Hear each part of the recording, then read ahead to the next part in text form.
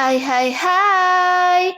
Selamat datang kembali di channel Min Donghua. Kali ini kita akan melanjutkan cerita Donghua. Apotesis. Nggak pakai lama lagi, langsung aja kita ke ceritanya. Cekidot.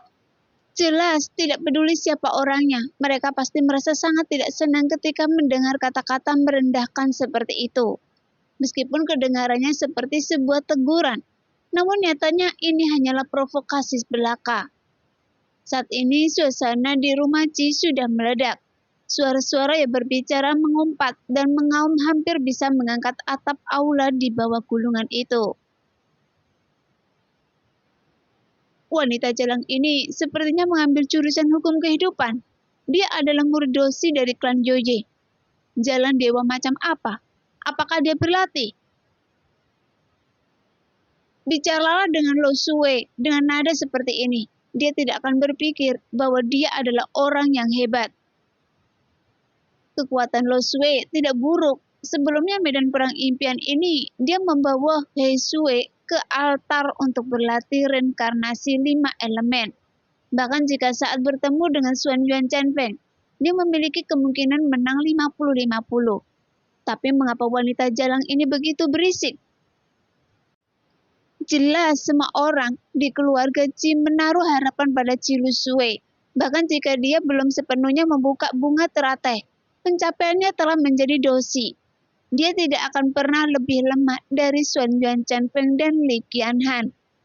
Meskipun keluarga Ji hanyalah sebuah keluarga di antara para dewa, tetapi meskipun diambil sendiri, juga merupakan kekuatan besar yang tidak bisa diabaikan di dunia. Jadi bagaimana mereka bisa menahan wanita ini, meremehkan harga diri keluarga Ji seperti ini? Bahkan, leluhur keluarga Ji di belakang kerumunan memiliki ekspresi tajam di wajahnya menatap gulungan itu. Dengan karakter Ji Lusue, setelah mendengar kata-kata ini, ada ekspresi mematikan di pupil yang menyentuh itu. Tapi niat membunuh itu hanya muncul sedikit dan segera memudar. Dan rasa dingin yang tak ada habisnya muncul lagi di matanya. Sebagai keluarga Ji yang jenius, seberapa stabil mentalnya? Bagaimana mungkin hanya beberapa kata dari bisikan ini akan menyebabkan mentalnya bergerak maju dan mundur secara tidak teratur? Sambil berpikir, Ji Lusue berkata dengan tenang. Dalam pertempuran besar ini, ada triliunan prajurit yang berpartisipasi, dan hampir semuanya terlibat. Semua prajurit alam laut dewa di dunia berpartisipasi. Beberapa dari mereka menjadi umpan meriam dan dibantai secara sewenang-wenang.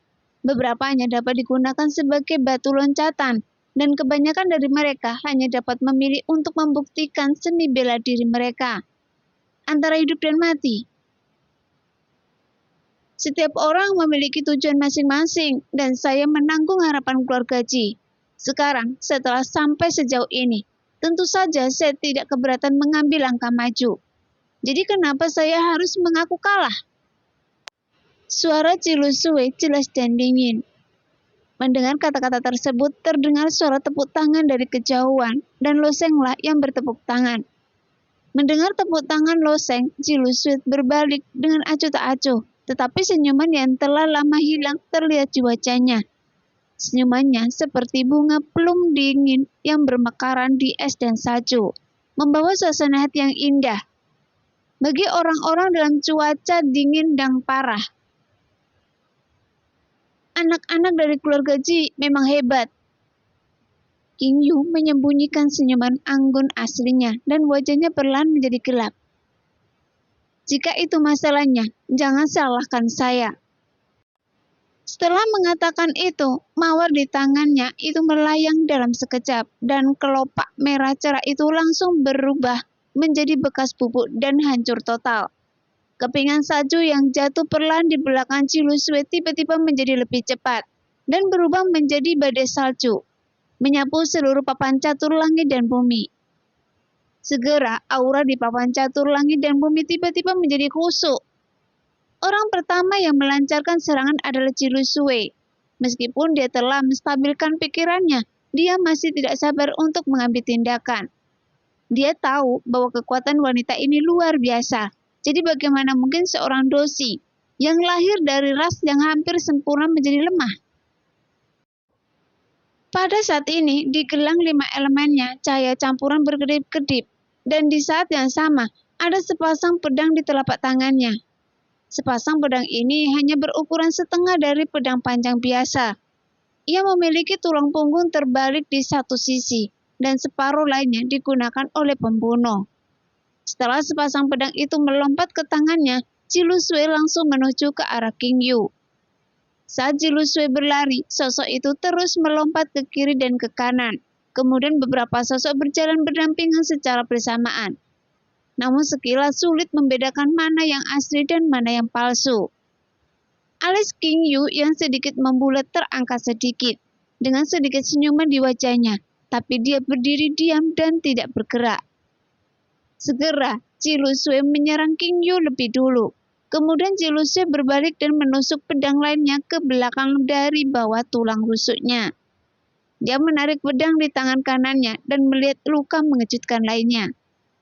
Kemudian, dia berbalik lagi dan mencabut pedang yang telah ditusuk sebelumnya. Kecepatan rangkaian aksi ini telah mencapai titik ekstrim, seolah-olah beberapa orang menyerang secara bersamaan. Setelah 7 serangan berturut-turut, Cilusue menghentikan serangan sengitnya. Demi keamanan, dia bahkan mundur beberapa langkah. Menatap bisikan di depannya, namun wajahnya sedikit berubah lagi. Karena meskipun tubuh berdaging King Yu di depannya tampak terluka parah, tetapi tidak ada darah yang keluar dari lukanya. Segera, tubuh berdaging itu mulai menguning dan layu di depan King Yu, dan akhirnya berubah menjadi abu. Kemudian cabang-cabang tanaman berdiri di tempatnya. Di tanah di sisi lainnya ada pohon muda sepanjang 1 inci, tumbuh dengan cepat setinggi manusia, dan kemudian secara bertahap berubah menjadi tubuh King Yu. Anda tidak memiliki resolusi sebanyak ini. Bisakah Anda benar-benar mencapai Taoisme? Kata King Yu dengan senyum sarkastik tipis di wajahnya. Cilusue tidak berkata apa-apa, tapi tiba-tiba melompat ke udara di belakangnya. Saat berada di udara, dia menundukkan kepalanya dan seluruh tubuhnya mulai berputar. Tangannya secara alami terkulai, dan di bawah putaran ini pedang di kedua tangannya mulai berputar-putar, yang secara alami membentuk gerakan pencekikan. Selain itu, reaksi Cilusue sangat cepat. Hampir saat dia mendekati King Yu, cahaya dingin dari 2 pedang menyala secara bergantian dan berputar di bawah leher King Yu. Segera tubuh dan kepala King Yu terpisah, tapi tetap tidak ada darah yang berceceran. Tubuhnya dengan cepat berubah menjadi cabang dan kayu. Segera pohon muda lainnya tumbuh dengan cepat tidak jauh dari sana, dan King Yu masih berdiri di depan Cilusue dengan selamat. Cilusue sepenuhnya siap untuk pertarungan 10 besar ini. Apakah Lo Sheng, Xuan Yuan Chen Feng, atau Xiu Yuqin yang menggunakan formasi pedang? Tidak ada yang lemah, tapi bisikan di depannya selalu tak bernyawa. Tapi dia tidak pernah mengira itu akan sesulit ini. Jika Anda tidak mendengarkan apa yang saya katakan, maka Anda hanya akan dikalahkan. Akhirnya berencana untuk menyerang. Dia membungkuk sedikit dan menunjuk dengan ringan ke tanah, dan sebutir benih kecil mulai bertunas. 5 atau 6 duri setebal ibu jari muncul. Meskipun penampakan duri ini jelek sekali, tapi dia merayap seperti ular berbisa, dan terdapat duri di kedua sisi. Kemudian, setiap duri menyebar ke segala arah tanpa gangguan. Ketika duri itu tumbuh sampai batas tertentu, mereka akan terbelah menjadi 2, lalu terbelah menjadi 4, dan menyebar dengan cepat di papan catur langit dan bumi. Dalam waktu singkat, seluruh papan catur ditempati oleh duri-duri tersebut. Adapun Cilusue sendiri, dia dikendalikan di area persegi dan seluruhnya tertutup duri. Tiba-tiba Cilusue berputar sebentar dan ada 2 bilah cahaya perak terang, memotong sebagian besar duri di sekitarnya seperti tornado. Namun seberapa cepat duri ini menyebar, dia baru saja memotong sepotong dan duri di belakangnya seperti ular panjang yang tak terhitung jumlahnya. Dengan cepat mengelilinginya lagi. King Yu sebaliknya bergerak bebas di antara duri-duri itu. Dia seperti seorang ratu di hutan duri ini dan berjalan melewatinya dengan mudah. Segera King Yu berjalan menuju Cilusue. Pada saat ini, Lo Sheng dan yang lainnya mengambang di atas bidak catur, tetapi mereka tidak dapat melihat bagaimana kedua wanita itu bertarung di lapisan duri ini. Tentu saja, Lo Sheng dan yang lainnya bukan satu-satunya yang tidak bisa melihat dengan jelas situasi pertarungan antara kedua wanita tersebut. Semua prajurit di depan gulungan itu memperhatikan hasil pertempuran antara kedua wanita itu. Tetapi mereka tidak dapat melihat gambarannya, sehingga mereka hanya bisa menatap duri itu dengan linglung. Setelah sebatang rupa, di sana ada ledakan suara di telinga semua orang. Lautan api tiba-tiba meletus di hutan berduri, dan nyala api yang bergulung langsung menyebar ke seluruh berduri. Setelah nyala api yang dahsyat meledak, menimbulkan api setinggi puluhan kaki, seperti kebakaran hutan. Segera sesosok Cilusue bangkit dari nyala api.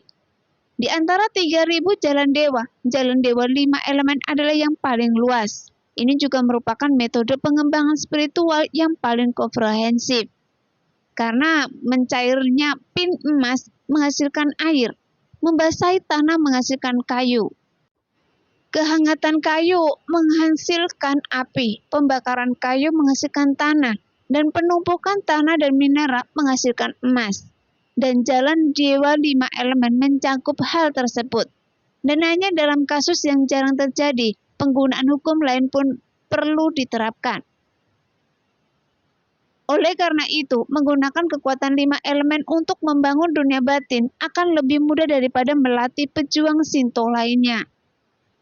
Dalam keadaan normal, kekuatan 5 elemen dalam tubuh Cilusue berada dalam keadaan seimbang. Tepat ketika dia jatuh ke dalam hutan duri, dia melepaskan api yang membakar langit dan membakar semuanya. Setelah hutan duri itu terbakar, dia mengeluarkan suara berderak, kemudian berubah menjadi abu. Di antara abu ada warna hijau cerah yang tumbuh dari api. Meskipun elemen api mengalahkan kayu, namun selalu ada beberapa tumbuhan di dunia ini yang tidak takut dengan api. Dan tanaman merambat hijau cerah itu adalah peri api. Tanaman ini tidak hanya tidak takut pada api, tetapi juga memakan api dan tumbuh, bahkan di dunia api dewa. Ketika tanaman merambat terentang, kuncup lavender dengan cepat tumbuh dan mekar di bagian atas, dan sosok King Yu muncul di antara itu. Orang ini, Cilusue merutkan kening dan dia juga merasa merepotkan. Karena kendali wanita ini atas hukum kehidupan jauh melebihi imajinasinya. Pada dasarnya, mereka dihancurkan dan dibunuh tanpa henti. Tapi King Yu seperti ratu yang anggun, menggunakan bunga sebagai singgasananya, bersandar dengan tubuh langsingnya, menatap Cilusue dengan mata malas dan acuh tak acuh. Saya sudah mengatakan, jika Anda akan bertarung dengan saya, tidak ada ketegangan sama sekali. Jadi lebih baik lewati saja pertempuran ini dan berkonsentrasi menghadapi lawan berikutnya. Tapi karena Anda ingin bermain dengan saya, ayo lanjutkan. Setelah dia selesai berbicara, sesuatu muncul dari tanaman merambat dari celah kecil. Kumbang hitam merangkak keluar satu demi satu. Setelah kumbang ini meninggalkan tanaman merambat, mereka melebarkan sayapnya dan terbang, membentuk serangkaian awan hitam langsung menuju Cilusue. Ada begitu banyak kumbang pemakan jantung. Ketika Cilusue melihat kumbang hitam pekat, wajahnya terkejut. Serangga ini menempati urutan keempat dalam daftar serangga aneh. Serangga pemakan jantung ini dapat menyelinap ke dalam tubuh seorang pejuang secara diam-diam, mengintar di sebelah jantung sang pejuang, dan terus-menerus menghisap energi dan darah sang pejuang. Masa latensi ini dapat berlangsung selama beberapa dekade. Ketika serangga pemakan jantung itu tumbuh hingga tingkat yang cukup tinggi, dia akan keluar dari tubuhnya, dan sang pejuang akan mati karena jantungnya rusak. Yang terpenting adalah sepasang cakar depan serangga pemakan jantung ini hampir tidak bisa dihancurkan.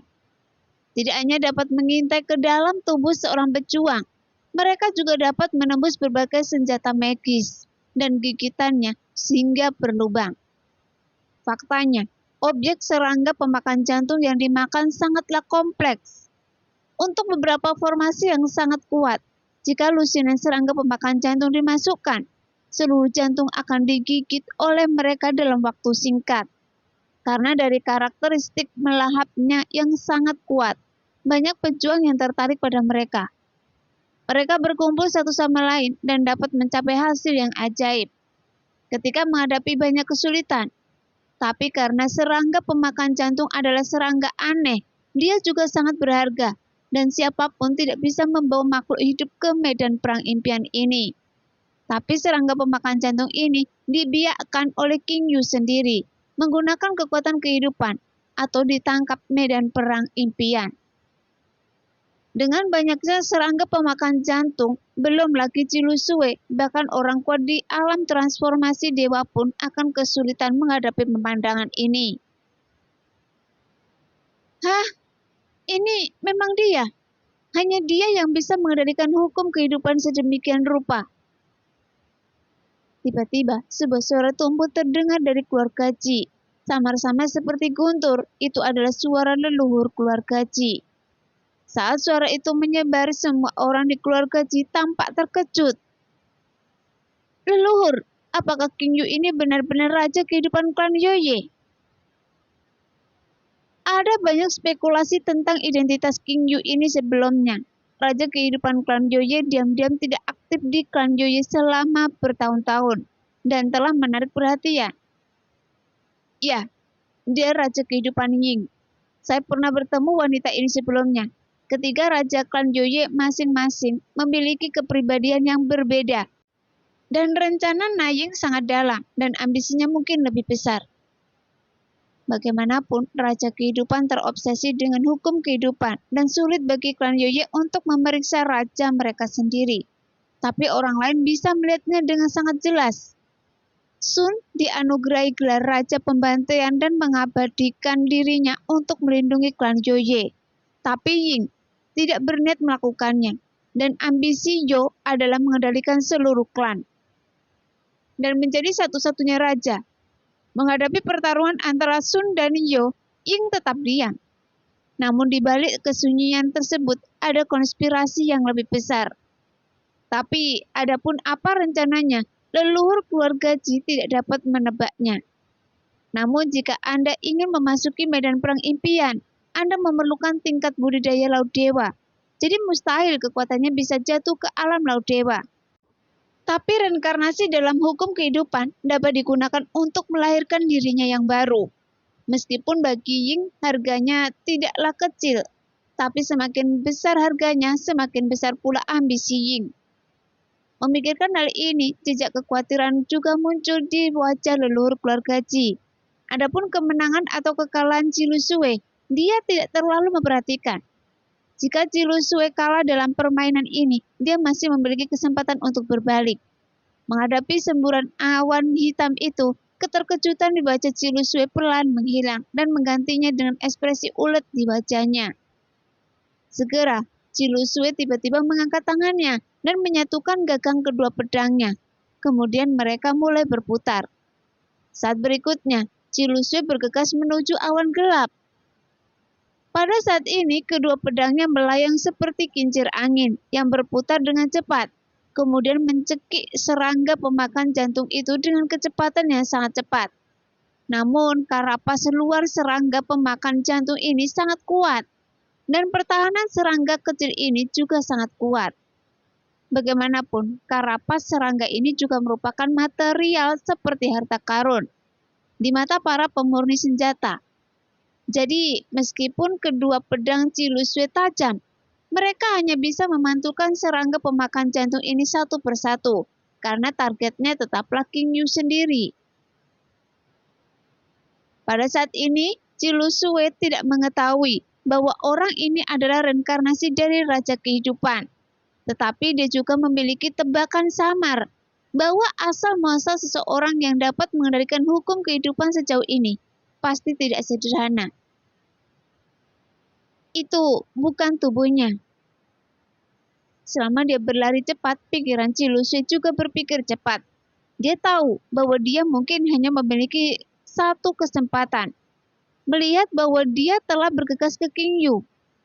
King Yu masih terlihat malas, menatap Cilusui dengan senyum tipis dan sepertinya tidak punya niat untuk melawan. Cilusui melemparkan 2 pedang ke belakangnya. Kedua pedang itu menyebarkan dengan lingkaran cahaya pedang melingkar untuk sementara memblokir serangga pemakan jantung di belakangnya. Kemudian dia mendekati King Yu dan secercah cahaya muncul dari ujung jarinya. Cilusui menggunakan secercah ini untuk merasakan sesuatu. Tiba-tiba Cilusui bergegas turun, kemudian tepi tajam muncul di bagian atas jari kakinya, yaitu tepian bulan sabit. Cilusui langsung menginjak pedang bulan sabit untuk membelah pohon anggur, memotongnya dari kepala hingga ekor, dan akhirnya menginjak papan catur langit dan bumi. Namun matanya tiba-tiba terfokus dan sepatu bersulap itu dengan ringan menginjak papan catur. Meskipun kekuatan menghentakkan kakinya tidak berat, saat dia turun bila bulan sabit yang tak terhitung jumlahnya menghilang ke papan catur langit dan bumi, yang menyebabkan suara yang sangat berisik datang dari papan catur. Baru saja, serangan Cilusui hampir menghabiskan energi aslinya, karena dia tahu di bawah kebuntuan ini, cepat atau lambat dia akan dimakan hidup-hidup oleh serangga pemakan jantung sampai mati. Tapi sekarang, melalui 5 elemen persepsi, dia memutuskan bahwa identitas asli King Yu tersembunyi di papan catur. Cilusui telah menutup matanya sepenuhnya saat ini. Diam-diam merasakan gerakan di bawah papan catur. Serangga pemakan jantung itu telah melewati sepasang pedang yang berputar dan langsung menuju ke arahnya. Tapi dia memilih untuk tidak melawan. Karena jika dia tidak dapat menemukan King Yu, dia mungkin akan mengalami kerugian. Seluruh papan catur langit dan bumi memiliki panjang 100.000 kaki persegi. Namun tingginya hanya 1.000 kaki. Cilusui membuat perhitungan dalam hatinya. Kemudian bila sabit bulan yang tak terhitung jumlahnya terus-menerus bergerak ke bawah. Ketemu. Mata Cilusui tiba-tiba terbuka dan bila bulan sabit pertama menembus tubuh King Yu. Dalam sekejap semua bilah sabit melesat ke satu arah. Karena bilah sabit ini sangat tajam dan sangat cepat. Bahkan 8 kurva asap terbang loseng mungkin tidak dapat menghindarinya. Sekarang, dalam pertempuran di dalam papan catur langit dan bumi, pembantaian dilakukan, bahkan tubuh King Yu dibelah berkali-kali. Namun pihak orang-orang di luar pertempuran tidak dapat melihat situasi tersebut, dan hanya membayangkan Cilusui berdiri di sana dengan linglung. Jenius dari keluarga Ji mungkin akan menyerah sepenuhnya. Toisme klan Joye begitu kuat, Cilusui bahkan tidak bisa melakukan apapun padanya. Sungguh menakjubkan bahwa dunia ini telah datang. Tidak pernah ada satupun dosi yang seperti ini selama puluhan juta tahun, dan sekarang ada 10 dari mereka sekaligus. Pada saat ini, serangga hitam pemakan hati juga langsung menuju ke arah Cilusui. Segera Cilusui dengan lembut menggoyangkan rantai jari 5 elemen di tangannya. Kemudian 5 elemen di tubuhnya menyatu, dan warna biru keabu-abuan muncul di tubuhnya. Jenis cahaya ini sangat mirip dengan cahaya di permukaan Gunung Yuanzi, dan merupakan cahaya dewa dari pelindung tubuh 5 elemen. Namun sebagai serangga dalam daftar serangga aneh yang keempat, serangga pemakan jantung ini bisa menggigit hampir segera sesuatu. Jadi meskipun pelindung tubuh 5 elemen memang ampuh, tapi dia tidak bisa bertahan lama. Sehingga serangga pemakan jantung yang padat menempel di permukaan tubuh Cilusui, terus-menerus menggigit cahaya dewa pelindung tubuh 5 elemen. Tidak lama kemudian cacing pemakan jantung pertama menembus ke dalam tubuh Cilusui, sehingga ada rasa sakit yang menusuk jantungnya. Segera diikuti oleh yang kedua, dan kemudian yang ketiga. Namun, meskipun Cilusui menahan rasa sakit yang parah, dia tetap mengendalikan pedang bulan sabit dan terus memotong tubuh yang lembut dari papan catur. Kemudian, menggunakan metode sengit untuk menghancurkan satu sama lain. Setelah 3 nafas, Cilusui merasa bahwa King Yu perlahan naik ke dalam papan catur.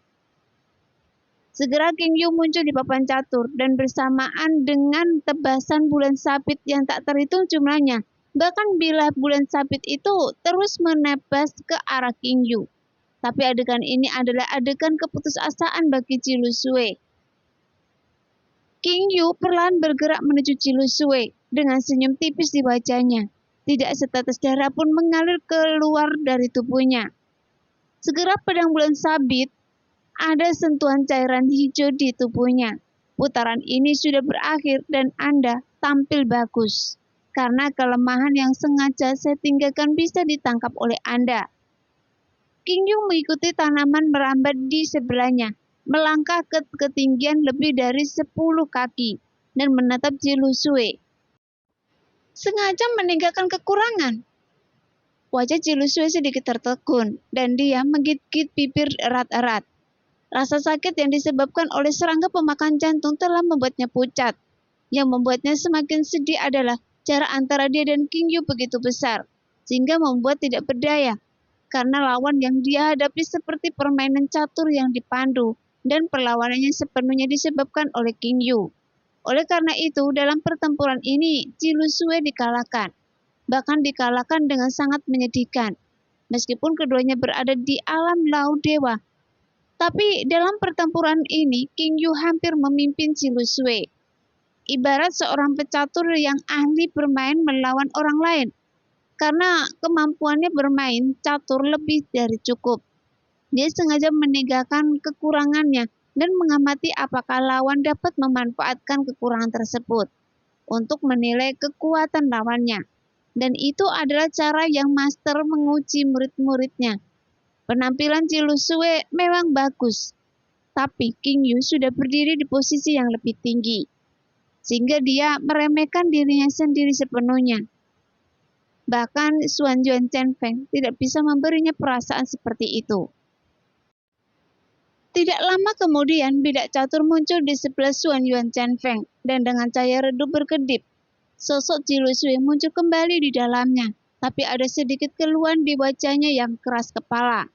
Meskipun Xuan Yuan Chen Feng akrab dengan Cilusui, tetapi dia tidak menunjukkan rasa kasihan padanya. Sebaliknya, dia tersenyum dan berkata, "Saya mendengar bahwa Anda telah mengembangkan reinkarnasi 5 elemen. Anda pasti masih memiliki beberapa trik untuk digunakan, kan?" "Itu bukan urusan Anda." Cilusui tidak puas dengan sikap Xuan Yuan Chen Feng.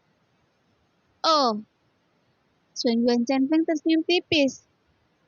"Saya tidak keberatan jika saya dapat bertemu dengan wanita ini. Saya dapat membantu Anda mendidiknya."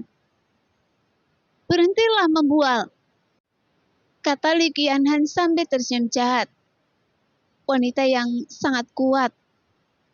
Sebenarnya, Xuan Yuan Chen Feng tidak perlu mengingatkannya bahwa ada sesuatu yang salah.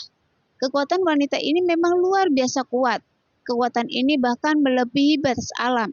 Dia juga merasakan ada sesuatu yang salah. Tapi bagaimanapun juga, Xuan Yuan Chen Feng dan yang lainnya adalah generasi muda yang jenius. Mungkin hanya para penguasa surgawi di alam semesta yang dapat melawannya. Dan mereka juga menilai berdasarkan beberapa rahasia dan karakteristik di masa lalu. Berdasarkan Xuan Yuan Chen Feng yang pengetahuan, bahkan dia tidak dapat mengetahui asal-usul King Yu. "Benarkah?" Xuan Yuan Chen Feng sama sekali tidak menganggapnya serius saat mendengar apa yang dikatakan Li Qianhan. Sebagai dosi nomor 1, dia memiliki keyakinan mutlak pada kekuatannya sendiri. Dan keyakinan ini telah menjadi hati taunya. Dia tidak bisa meragukan kekuatannya sendiri. Begitu dia meragukan kekuatannya sendiri, hati taunya akan hancur. Dan ini adalah jalan Dewa Xuan Yuan Chen Feng. Namun dia memang yakin bisa mengalahkan wanita ini. Sekarang, pertarungan antara King Yu dan Cilusui berakhir dengan kemenangan King Yu. Namun tidak ada yang meremehkan kekuatan Cilusui. Bagaimanapun, kekuatan King Yu memang begitu dahsyat hingga membuat banyak orang was-was. Hanya saja lampu pahit yang sangat kuat muncul sebelumnya, tapi sekarang Dosi dan klan Yoye begitu menantang. Sekarang, 10 orang dalam gulungan itu semuanya memiliki pemikirannya sendiri. Reaksi para pejuang dari seluruh dunia di luar gulungan itu sangat antusias. Pertarungan antara 10 orang ini jauh lebih seru dari yang mereka bayangkan. Menurut peluang awal, Suan Yuan Chenfeng memiliki kemungkinan tertinggi untuk memenangkan kejuaraan, dan Jilu Sui sebenarnya tidak rendah dan mungkin akan berada di peringkat antara ketiga dan keempat. Adapun King Yu sebelumnya yang berada di posisi terbawah karena reputasinya yang rendah. Tapi setelah pertempuran ini peluang King Yu melonjak, yang membuat beberapa penjudi menjadi kaya dalam semalam, sementara yang lain kehilangan segalanya. Pertempuran berikutnya adalah giliran Qiang Zhengyi dari klan Surgawi dan lawannya adalah Kudeng. Meskipun Qiang Zhengyi memiliki temperamen yang sangat eksentrik, sebagai dosi dari kelas Surgawi kekuatannya tidak perlu dipertanyakan lagi. Adapun Kudeng, dia adalah seorang jenius di kuil Lingyin yang dirahasiakan. Setelah keduanya bertarung dalam ronde yang tak terhitung jumlahnya, Qiang Zhengyi akhirnya kalah dari Kudeng. Namun tampaknya Qiang Zhengyi awalnya memiliki rencana cadangan. Namun sekarang dia telah memasuki tahap round robin dalam pertempuran. Jadi dia enggan menggunakan rencana cadangannya dengan mudah. Tentu saja, Kudeng mungkin tidak menggunakan seluruh kekuatannya. Namun kekuatan yang ditunjukkan dalam pertempuran ini telah meningkatkan spekulasi semua orang, sehingga kekuatan Kudeng meningkat ke level yang lebih tinggi. Setelah pertempuran ini, giliran Lo Sheng yang muncul. Dalam pertarungan terakhir 10 orang, ini adalah pertama kalinya Lo Sheng bermain.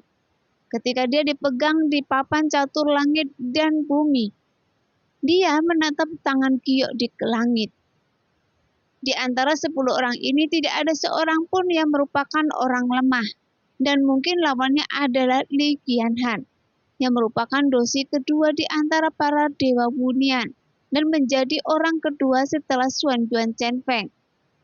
Orang ini bahkan telah membunuh Suan Yuan Chenfeng sekali di medan perang impian, tapi dalam pertarungan eliminasi sebelumnya, Li Qianhan hanya mengambil tindakan sekali. Dan Lo Sheng tidak tahu banyak tentang kekuatan hubungan baik dengan Suan Yuan Chenfeng dan Jilu Sui. Ketika Li Qianhan berdiri di papan catur, sepasang mata jahat melirik sedikit, tetapi senyuman jahat yang menggoda meluap. Hei, itu tidak mudah. Akhirnya saya bertemu dengan Tuan Pendongeng. Nah, demikianlah cerita hari ini. Terima kasih yang sudah menonton video Min Earth sampai selesai. Sampai jumpa di video selanjutnya. Bye-bye.